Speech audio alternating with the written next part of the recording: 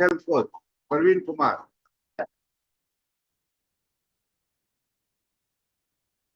आप म्यूट हैं। Good morning sir. Good morning, good morning. Good morning all of you. कैसे हैं सब लोग?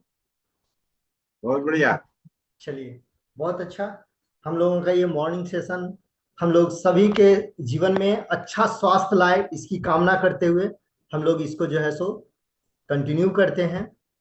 और हम लोग इस सेशन में हर चीज के बारे में जानते हैं कि हम अपने स्वास्थ्य को कैसे बढ़िया बनाएं, इसके बारे में जानते हैं।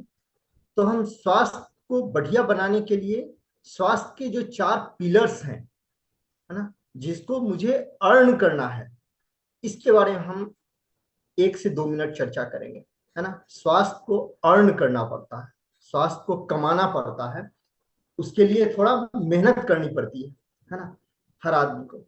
अर्न क्या है भाई? ई ई स्टैंड्स फॉर एक्सरसाइज। हर आदमी को पता है, लेकिन शायद हम लोग करते नहीं है ना। लेकिन अपने जीवन में उसको उतारना चाहिए। अर्न करने में एक्सरसाइज का बहुत बड़ा महत्व है ना। अपने हेल्थ को अर्न करने में एक्सरसाइज का बहुत बड़ा महत्व है ना। हमारा शरीर जितना चलता फिरता रहेगा, हम उतने ज्यादा लंबे समय तक लॉन्गिविटी हमारी लाइफ की होगी और स्वस्थ रहेंगे। उसके बाद आता है ए, एटीट्यूड, पॉजिटिव मेंटल एटीट्यूड। हमारा एटीट्यूड जो होना चाहिए हमेशा सकारात्मक होना चाहिए।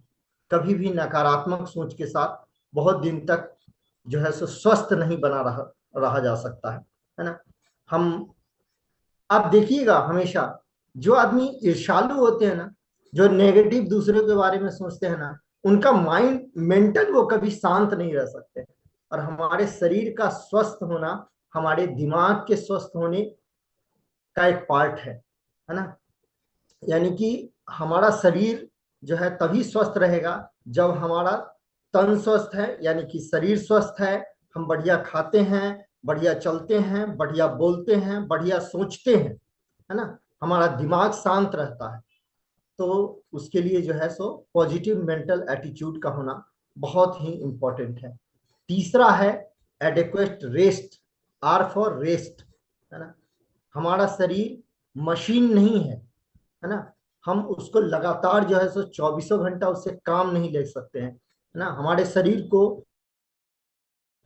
शरीर जो बना हुआ है, शरीर यानी कि अंग अंग जो बना हुआ है टिश्यूज से, और टिश्यूज जो बना हुआ है सेल्स से, उस सेल्स को रिजुविनेट करने के लिए टाइम चाहिए, है ना।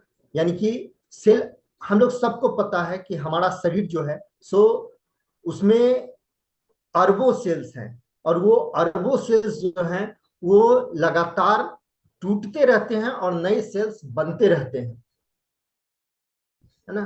तो उसको बनने के लिए जो है सो रेस्ट की जरूरत है। यानी हमारे शरीर को स्वस्थ रखने में रेस्ट का बहुत बड़ा इंपॉर्टेंस है। और चौथा आता है एन।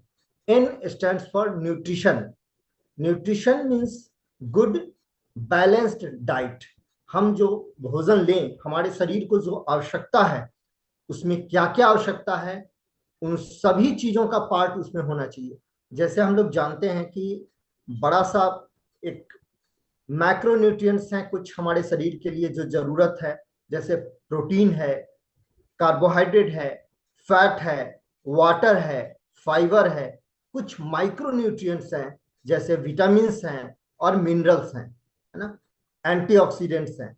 ये सब चीज हमारे शरीर को पर्याप्त मात्रा में मिलना चाहिए, है ना। अब उसी में से एक चीज है, जैसे हम लोग जो भोजन करते हैं उसमें कार्बोहाइड्रेट्स लेते हैं, बहुत अच्छी मात्रा में लेते हैं। इंडियन फूड्स में प्रोटीन की कमी होती है, जिसको पूरा करने के लिए हम लोग उस पर भी चर्चा करते हैं। वाटर हम लोगों को पर्याप्त मात्रा में लेना चाहिए। फाइबर हम लोगों को लेना चाहिए, है ना। फाइबरस फूड, पुराने समय में आप देखेंगे ना, आटा का चोकर, आटा को चाल करके नहीं बनाया जाता था, तो वो चोकर में फाइबर होता था, है ना। अब जब से जो है सो हम लोग शिफ्ट हो गए हैं कि बाजार से खरीद करके लाएंगे और आटा तो उसको चाला हुआ होता है, तो उसमें चोकर नहीं होता है। तो वो फाइबर जो है सो उसमें से निकाल दिया जाता है, जबकि फाइबर का होना बहुत, हम लोग जो मैदा वाला चीज जितना भी प्रोसेस्ड भोजन करते हैं, है ना, मैगी है और उस तरह की चीजें हैं, उसमें मैदा ज्यादा होता है, यानी कि उसमें चोकर नहीं होता है, फाइबर की कमी हो जाती है ना, वो लेना चाहिए। और विटामिन्स, विटामिन्स जो है वो वाइटल एमिन्स है, हमारे जीवन को चलाने के लिए जितना फिजियोलॉजिकल वर्क हमारा शरीर अंदर में करता है, जितना फिजियोलॉजिकल क्रियाएं हमारे शरीर के अंदर होती हैं, जितना मॉर्फोलॉजिकल क्रियाएं हमारे शरीर के अंदर होती हैं, उन सब को बैलेंस्ड करने के लिए, उन सब को सही तरीके से चलाने के लिए विटामिन्स और मिनरल्स की बहुत आवश्यकता है ना। उसको बहुत थोड़ी मात्रा में आवश्यकता है, लेकिन उसको इग्नोर नहीं किया जा सकता है। यदि उसको इग्नोर करेंगे तो हमारे जीवन का जो चक्र है ना वो बढ़िया नहीं चलेगा ना। बहुत सारा चीज, बहुत सारी फिजियोलॉजिकल क्रियाएं गड़बड़ा जाएंगी, बहुत सारी मॉर्फोलॉजिकल क्रियाएं गड़बड़ा जाएंगी और हमारा शरीर बढ़िया से नहीं चल पाएगा। तो उसके लिए विटामिन्स और मिनरल्स की जरूरत है। हम लोगों के मॉर्निंग सेशन में ये बहुत अच्छा चल रहा है कि हम लोग अलग अलग चीज पर, अलग अलग सेशन में सब पर चर्चा करते हैं। अभी जो चल रहा है वो मिनरल्स पर चल रहा है, और उसी मिनरल्स में एक मिनरल्स का नाम आता है, वो है पोटेशियम। पोटेशियम जो है हमारे शरीर में बहुत इंपॉर्टेंट है। क्यों इंपॉर्टेंट है उस पर हम थोड़ी सी चर्चा करते हैं, है ना। पोटेशियम हमारे शरीर में करता क्या है? पोटेशियम एक इलेक्ट्रोलाइट के रूप में हमारे शरीर में काम करता है, और वो इलेक्ट्रोलाइट जो है हमारे शरीर के अंदर हमारे फ्लूइड को, है ना, हमारे शरीर के अंदर फ्लूइड के को बैलेंस करता है, रेगुलेट करता है ना। और फ्लूइड आप कहेंगे कि कितने तरह का है, तो हम उस पर थोड़ी सी चर्चा करेंगे, लेकिन एक चीज जान लीजिए कि फ्लूइड को बैलेंस करता है। और क्या करता है? ये मसल्स कंट्रैक्शन में सपोर्ट करता है। हम लोग जानते हैं कि हमारा शरीर जो हिलता डुलता है वो मसल्स के कंट्रैक्शन और रिलैक्सेशन के ऊपर निर्भर करता है। तो मसल्स कंट्रैक्ट करे, मसल रिलैक्स हो, तभी हमारा शरीर हिलता है। हमारे हाथ को उठाने के लिए ये मसल्स का जो है सो कंट्रैक्शन और रिलैक्सेशन पूरे शरीर में जरूरत है, तो उसके कंट्रैक्शन में ये सपोर्ट करता है। और क्या करता है? ये नर्व सिग्नल्स को ट्रांसमिट करने में सहायता करता है। हम लोग सब आदमी जानते हैं कि हमारा जो नर्वस सिस्टम से हमारा जुड़ा हुआ है, यानी कि कहीं भी जैसे यहां यदि पिन चुभता है तो तुरंत से हमको पता चलता है, हमारा दिमाग यहां से हाथ को हटा लेगा। कैसे? हमारे शरीर में नर्व सिस्टम इतना मजबूत है कि वो तुरंत दिमाग को वो खबर जाता है ना। अचानक से कोई चीज होता है तो स्पाइनल कॉर्ड होते हुए तुरंत दिमाग को जाता है, और दिमाग उसको वहां से सेंसेशन देता है कि अपने हाथ को वहां से हटा लो, गर्म लगा कोई चीज हटा लो, ठंडा लगा कोई चीज हटा लो, अपने बॉडी के हिसाब से उसको एडजस्ट कर लो, है ना। तो ये नर्व्स का इम्पल्स जो है सो कितना तेजी से ट्रांसमिट होगा, इसमें पोटेशियम का बहुत बड़ा रोल है। अब क्या है? वो कंट्रीब्यूट करता है हेल्दी कार्डियोवैस्कुलर सिस्टम को, है ना।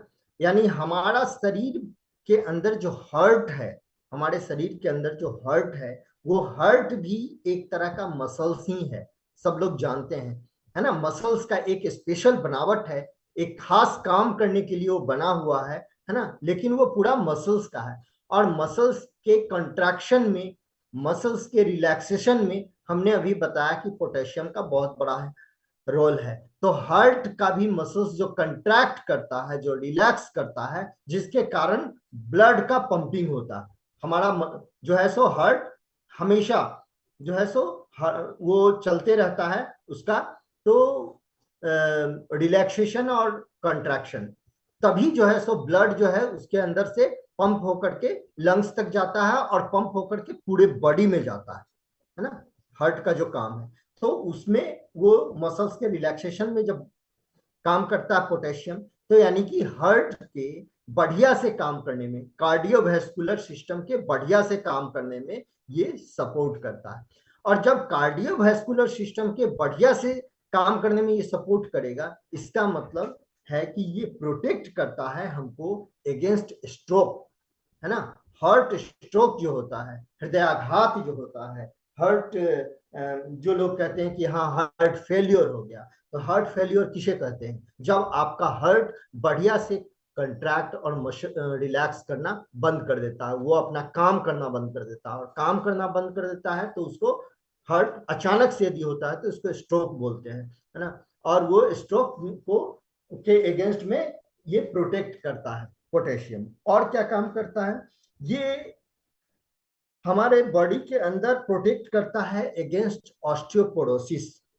ऑस्टियोपोरोसिस, हम लोग जब कैल्शियम के बारे में जान रहे थे तो हम लोगों ने जाना कि ऑस्टियोपोरोसिस जो है, जब हम लोग फास्फोरस के बारे में जान रहे थे तो हम लोग जान रहे थे कि फास्फोरस जो है, कैल्शियम जो है, ऑस्टियोपोरोसिस को रोकने में बहुत बड़ा सहायक है।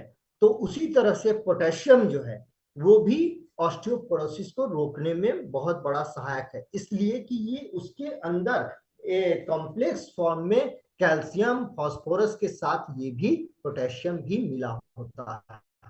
और पोटेशियम यदि उसमें से कॉम्प्लेक्स में से हट जाएगा तो वो कॉम्प्लेक्स बॉन्ड जो है वो कमजोर पड़ जाएगा, और कॉम्प्लेक्स बॉन्ड कमजोर होने के कारण ऑस्टियोपोरोसिस हो सकता है किसी भी आदमी को, तो उसको रोकने में ये सहायता करता है। फिर ये क्या करता है?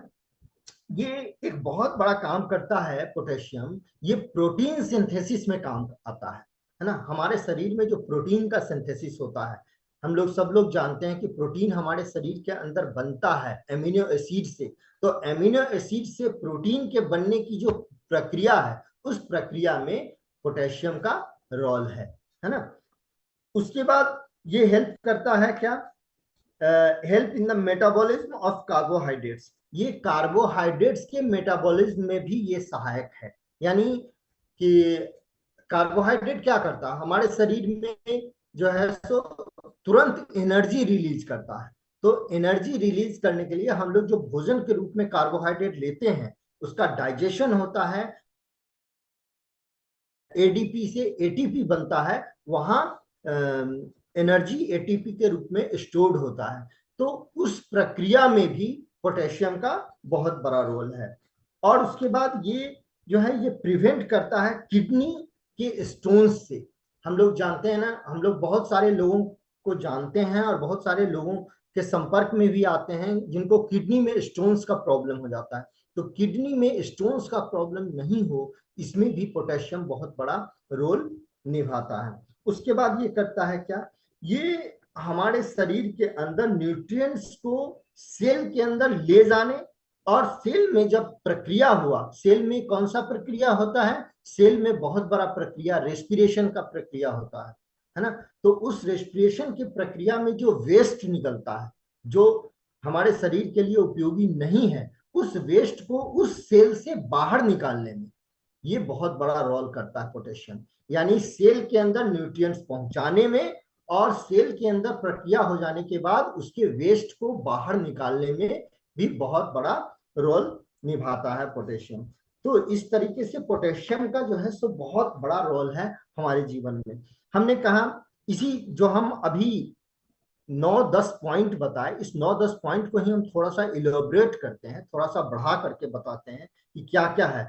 ये राइट अमाउंट में फ्लूइड को हमारे शरीर के अंदर ले जाने में और जो वेस्ट हुआ उसको बाहर निकालने में बहुत बड़ा हमारे पोटेशियम जो है उसका रोल है। तो हमारे बॉडी में जो फंक्शंस होता है, बॉडी के अंदर सेल्स के अंदर जो फंक्शन होता है, उसमें जिन न्यूट्रिएंट्स की जरूरत है, जिन फ्लूइड्स की जरूरत है, उसका सही मात्रा में पहुंचाया जाए उस सेल्स तक, इसमें पोटेशियम का बहुत बड़ा रोल है। और जब वेस्ट हो गया तो पूरा का पूरा वेस्ट बाहर निकल जाए, इसमें बहुत बड़ा रोल है। तो यदि पोटेशियम की कमी होगी तो ये पूरा का पूरा जो है सो वेस्ट बाहर नहीं निकलेगा, या फिर पूरा का पूरा न्यूट्रिएंट्स अंदर नहीं पहुंचेगा, पूरा का पूरा फ्लूइड्स अंदर नहीं पहुंचेगा, तो फिर वहां गड़बड़ी हो सकती है। ये इलेक्ट्रोलाइट्स के रूप में उसको जो है सो अंदर न्यूट्रिएंट्स को ले जाता है। उसके बाद हमने जो बताया कि मसल कंट्रैक्शन में, तो मसल कंट्रैक्शन में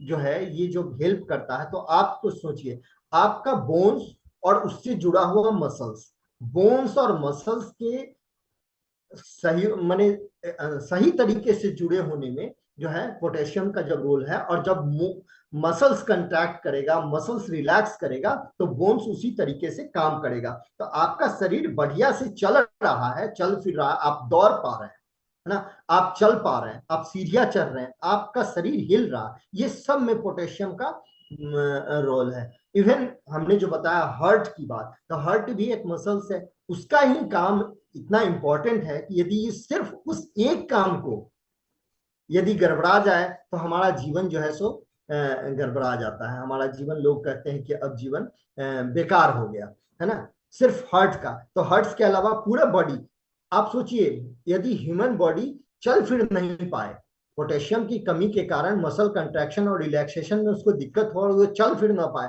तो उसका जीवन कैसा होगा, है ना। बहुत इंपॉर्टेंट है इसलिए।